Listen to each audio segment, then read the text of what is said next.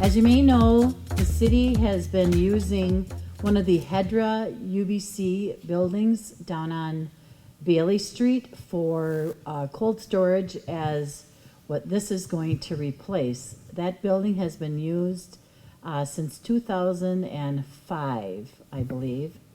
And since then, we were fortunate to sell the property. Hedra was fortunate to sell the property to Stencil Properties, which you're seeing now being built, an apartment complex, which we will see in full development in the spring, early summer of next year. That is when the conversation started to be talked about where will we store the city vehicles, and conversations came about to starting to looking at a building. So this is very exciting for our city to see some growth for our public works buildings and our other department having building structures that they can place their equipment in and have it safe and out of weather. I'd like to thank council and staff for moving this project forward so swiftly so we can have the end of the project open for today and for this winter so we can move everything in and have it be safe. Thank you to Ryan and his Public Works Department. And the outcome is a perfect addition to the Public Works Cal Rudy building, which is right next door. And as you pull up, it just kind of gives a little extra vision of how fortunate we are to live in the community we live in and half the staff that we have to help move these projects forward. I'll give it to Ryan at this time. He can fill you in on the dimensions, the partners that they use to help build this structure, and we're so looking forward to see those big trucks move in here and have a nice new home place. Thanks, Ryan. Thank you, Mayor. Well, welcome to the cold storage building. As we can tell, this facility is not heated. This is for storing our large equipment and materials. But yeah, we were historically in the Hedra building. We called it UBC North since I've been here, and we kind of took that building over as our own for our storage. So seasonal storage. So our summer stuff went in there in the winter, and our winter stuff went there in the summer. So that's basically how we use that building. It was fairly close, but still kind of inconvenient, down the road and not part of our grounds, but we made it work for years and years. Well, when the community development department came to me and said, guess what? We sold your building. I honestly didn't even know it wasn't our building at the time. I thought it was our building, but little did we know, and one thing we want to get out as the straight story here today is that building was owned by Hedra. It was owned by the Hastings Economic Development and Redevelopment Authority. And so they've always been looking for the right opportunity to bring in necessary housing and tax income for the city. And that opportunity came last year. So our city and Hedra did move pretty quickly on that sale. So we kind of had that moment in Public Works going, what are we going to do next? That was 10,000 square feet of storage predominantly used by the Public Works department, and we didn't have a home. And this was happening, we had to be removed off the grounds, I think in the late fall. And so thank you to Mark Piney. He actually was the first one to broker a deal for us. We had to get our equipment and storage out somewhere, but he worked with Mr. Jerry Grochon out in the industrial park, got a deal, a month-to-month deal for us, which is kind of unheard of, to get some space to get our equipment off the grounds and in that space for the time being. Keep in mind, you might say, well, we've got grounds and land out here, right? Well, last year we were talking about the catalytic converter thefts that we had and the some of the damage and things that we had on our grounds. So it's not a good plan to leave your millions of dollars of equipment out in the open. So we knew we had to do something. We jumped for a short-term solution, and that was getting a month-to-month lease out in the industrial park. Moved all our equipment out there, so our Public Works operations department did jump right on that. So that was great. And then we had a building to build. We talked to some of our partners in Cottage Grove and in Woodbury and said, what methods did you use to build a building quick, and especially in these times of uncertainty? With that discussion, there was some talk of design build and using that methodology, but we looked at the price tag with that. Talking to some of our partners, the price tag seemed a little unattainable with the city resources and funding that we had. So now we had this need, we had a time crunch, and we had a budget to kind of fall within. And how were we going to make this all work? Well, I really would like to say thank you to my staff, especially I got to call out Cody Matheson. He took this project to heart, kind of wrestled me to say, no, I can help out here, even though he didn't have time to do it in his other duties. But he took on this additional commitment and said, no, we can get it done in-house and go through a traditional design, bid, build process. And so by doing that, in my calculations from early on to our total final project cost, which I'll get into later, we saved the city about $1 million on this building. So we were very close to going with the design bid process, and just looking at all those factors changed quickly. We got out a plan. We worked with our partners, ISG, our architects on the project, and put as much city resources as we could in to kind of marry those two together and get out a good plan set, which we got great bids on. And so Ebert Construction, who's here today as well, our contractor, gave us a very competitive build that competitive bid that we could work with. And so getting a bid out early enough and getting a doable project, we started to see the light at the end of the tunnel. And we started construction on this building in early June. So that was another good milestone for us. And again, I just thank you as well to the rest of the department heads who, you can imagine what space planning was like. They were I kind of was concerned that every department said, well, I need 5,000 square feet. I need 5,000 square feet. But no, we're not greedy like that in the city. Every department head looked at their own needs and basically, they didn't come to the table and say, expand it bigger, expand it bigger. So thank you to the department heads. And then most importantly, thank you to our city council. Really bringing these updates through and just getting, yep, this is a need, get it done. There was no delay or hang up or anything like that. So really thank you to the city council for allowing us to move swiftly along this process. But again, we were able to break ground in June, and Ebert Construction and the design plans themselves, just the materials and the flexibility to get all those here on site, on time, steel, what was going to happen with the pricing and availability of that. It just all kind of came together real nice. And I think Randy from Ebert Construction will tell you that too. They put together a good schedule. We definitely worked hard to keep on that schedule as a team.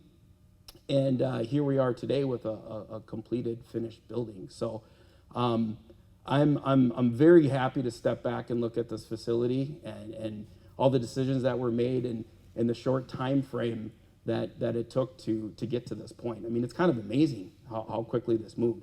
So now, not only, now we're not sitting on a short-term solution, a month-to-month lease, we actually have a long-term solution in hand. And so one of the greatest things about where this building's located, as you may have noticed, it's on our grounds. So rather than having to go off-site to go grab a generator, to go grab a piece of equipment, it's all right here. So for our public works operations, this day one makes us much more efficient. We can now do our changeouts on the same grounds. We can now go get that piece of equipment. You'll see if you stick around for the tour after, there's some exterior storage on the back side of the building out of sight from the street view where we can do some of our work. There's lighting under there. Just a great facility for us to grow into. We had about, as I said, 10,000 square feet at the UBC North building. We now are moving into a total of about 13,500 square feet. That's interior and some of the exterior overhang storage that we do have. Doesn't include the mezzanine, and we'll go over that when we do the tour. But that gives us some room, obviously, to move everything in here now and gives us a little growth. Now, we also thought through in our site layouts, what about that long-term expansion, we do have room, and we designed it structurally such that we can expand on the outside wall here at a pretty low cost and add space to our building as well. So we kind of thought through all these things of we've got to be nimble and flexible and wise with the current city taxpayer dollars, but have the ability to grow as needed in the future. So again, just like to thank all the partners that I mentioned earlier. This is the day where we get to step back and do a ribbon cutting and say thank you to everybody and appreciate the facility that we do now have. So again, thank you. I'd ask that for those that can stick around, I'd like Cody Matheson, if you could give us a tour. We'll start inside and just cover some of the high points. We have our architect and contractor and public works folks that could add to some questions or comments folks may have. And then we'll finish that with a quick loop around outside. So I think I'll pause there. Thank you. Early stages for our equipment. So, and we laid it out, like Ryan said, for our worst case, which is when we're storing equipment, when we're storing our winter equipment, our snow plows, our big vehicles, things like that. So the 16-foot drive aisle that you see through here, the larger bay for our larger vehicles, and kind of this smaller area, all intentional. This area right here, for example, is where we plan to put those trailer generators that Mark talked about, so that we can keep power to those, low power to those in the wintertime, so those block heaters can stay warm. We can grab those and use them at a moment's notice. We've got a couple different systems in place that make this a nice clean storage building. So we've got a continuous exhaust fan that can run all the time in summer to keep moisture out of the building. And we've also got an automatic carbon monoxide, dioxide detection system. So that's the big exhaust system. So we're running trucks in here, it starts to get a little fume. We can get those louvers open automatically. They kick on, keeps things safe for our staff in here. The insulation's another thing that you see. I'm going to give Randy credit for that. When we were going to bid this building, like we talked about, probably saved 40% installing this insulation now. So if we do decide to heat the building in the future, it's going to be a lot more cost effective to do it. It also provides benefit, again, keeping moisture out of the building for the time being. 3 garage doors, so we can access some of our long equipment that's not as convenient to turn some of these sharper corners with. We can bring it in from the front of the building. So we thought about site access, and we actually modeled our equipment driving and turning and parking in here. So that's when Ryan had said, you know, we've got the current needs covered, we've got some expansion covered, and we've also got some space even dedicated to other departments for the short term. So I guess we can walk this way, and I can kind of walk and talk. If you look above you, there's a dry fire suppression system.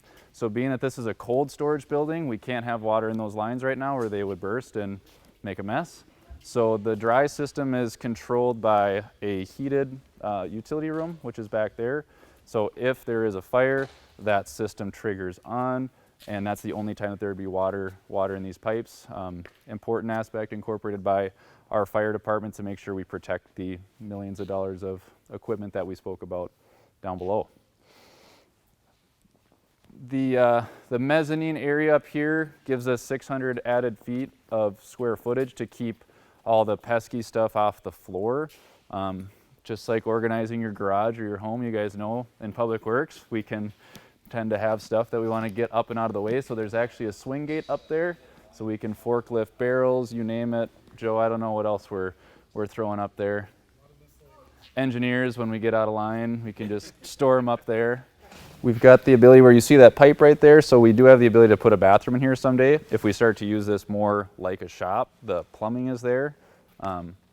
We would probably put walls around it at that point as well, so it wouldn't be an open concept bathroom. So we've got that going for us. There's floor drains as well that you see here. You know, we're going to be bringing in potentially wet equipment, maybe even rinsing off equipment in here. Definitely don't want that sticking around. So all those floor drains drain into a oil interceptor that we've got in that utility room, and we can open the door in there and people can kind of peek in there as we walk by and see the plumbing we've got in here. Not a ton of room, so I'll let people make a loop pass, but you can see all the automation for our fire suppression system right in here, and that's the dry system that I was talking about. Fire occurs, all that compressor and everything kicks on, and that is the only heated room in the building. So if you have cold toes right now, maybe go check it out for 5-10 minutes. Yeah, and then last thing, like I said before, we've got a space dedicated to the Parks Department.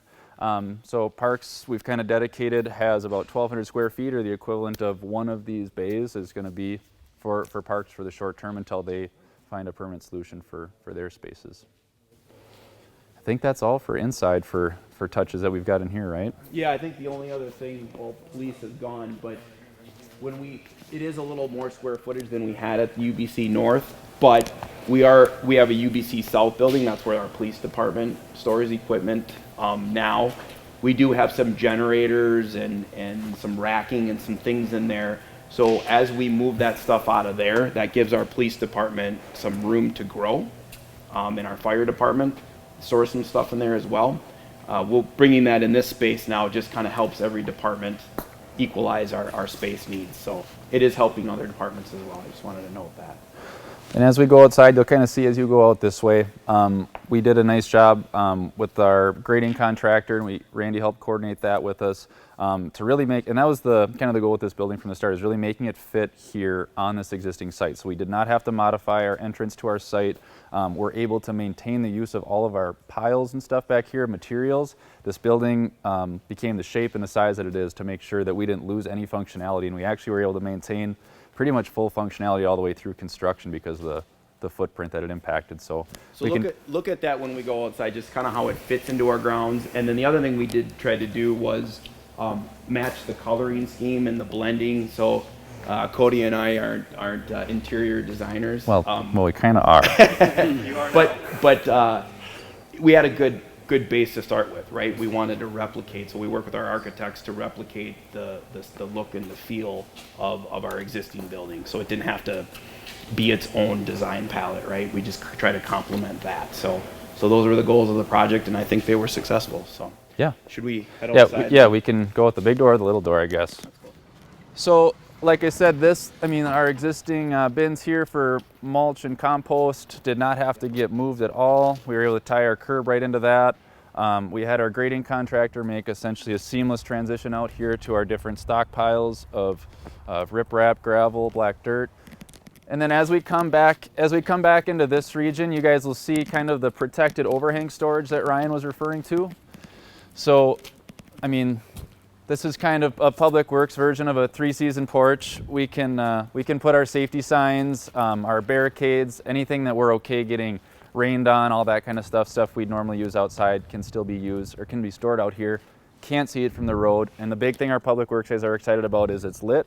Public Works emergencies never happen when it's warm and light out. So our old storage shed, they used to take their life in their hands to crawl around on pallet racking to find things. Now they're going to be in a well-lit, larger space to find everything that they need. So should we go? Yeah, and the strategy there was obviously to fit out sites from the street view. So yes, our piles of materials and equipment that can be stored external will be out of view.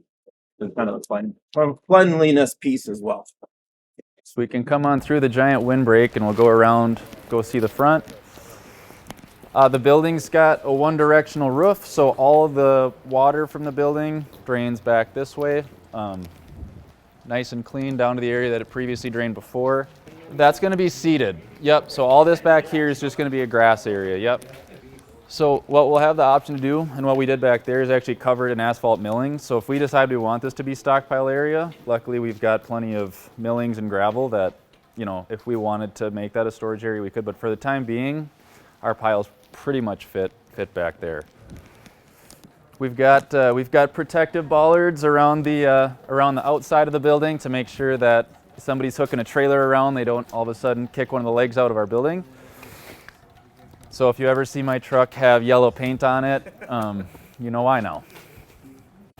I don't know if anybody's questioning why we have the police camera up here, but we did have a fire started down below. It came up really where the pipe you see there. It burned some of the pipe actually. So just to kind of keep an eye of what's happening back in the remote area, we had police department put their camera up and keep tabs on that. Obviously we want to make sure things are safe and secure back here. We also will be coming to council. Preliminary budget for 2023 is to add some cameras on the whole grounds, and so that includes a camera on this end of the building and in this corner of the building here to again just secure the site and keep things safe and secure. So we'll come around to the front and finish up here, but 11,000 square feet inside, 2,200 square feet out here, 600 feet on the mezzanine is how we get up to almost 14,000 square feet combined storage in this building. So our first iteration of this building, it was a 20-foot tall by 140-foot long, all single color tan storage shed. We looked at that and said that's not really aesthetically pleasing. So we added 3 elements to kind of make it, really cost effectively to make this look more visually appealing. And that's the clear story windows, and then the dark band of brown you can see kind of breaks up that 20-foot solid single color panel. And then the stone, like Ryan talked about, is actually an exact match to the old building. So we felt like that really does marry up the 2 buildings on the campus so that they're part of the same thing here. So that's I think that's what we got. With you. So if anybody has any questions or comments, we'll take those now. Otherwise, it's cold, and we'll head back inside or out of here. Total project cost was $1.6 million. So that was everything. You're talking SAC, WAC, building permits, you name it, architecture. What else do we have? Some sewer and water. Utility costs. From Progress Drive in. Electrical service. Yep. So civil site work, everything. And that's every consultant paid. Every invoice with this building's name on it totaled that, not just the construction costs. Yep. So total project cost $1.6 million, as was estimated with the project up front. So 3, 2, 1. Yeah. Oh, we did it. Woo. First one. Nice try. We got an experienced scissor.